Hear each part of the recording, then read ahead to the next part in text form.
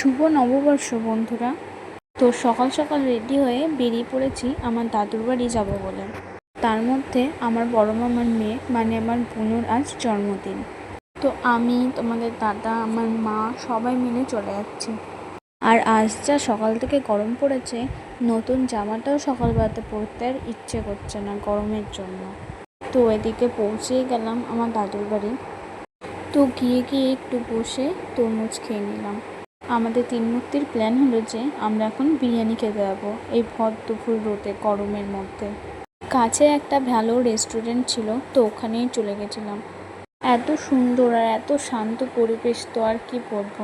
তো আমরা বাড়ি থেকে ভেবেই এসেছিলাম যে বিরিয়ানি খাবো, তো অর্ডার দিয়ে দিয়েছি। তো এদিকে আমরা একটু ফাজলামি মারছি, আর আমি তো অর্ডার দিয়ে দিয়েছি, তাও মেনু কার্ড নিয়ে একটু পোস্ট ছবি ভিডিও করছি। তো এদিকে চলে এসছে আমাদের তিনজনের বিরিয়ানি। আমি তো চিকেন খাই না, ওরা চিকেন বিরিয়ানি, আমি আলু বিরিয়ানি। বাড়ি এসে ঘুমিয়ে পড়েছিলাম। তারপর বোনকে এদিকে সব আশীর্বাদ করছে দাদু। মা সব থালা টালা রেডি করেছে। এই যে আমার মামা মাসির ছেলে মেয়ে আর দাদু দিদা। কেক কেটে খাবার রাতের খেয়ে খাবার নিয়ে তারপর আবার রাতে বাড়ি চলে এসেছে।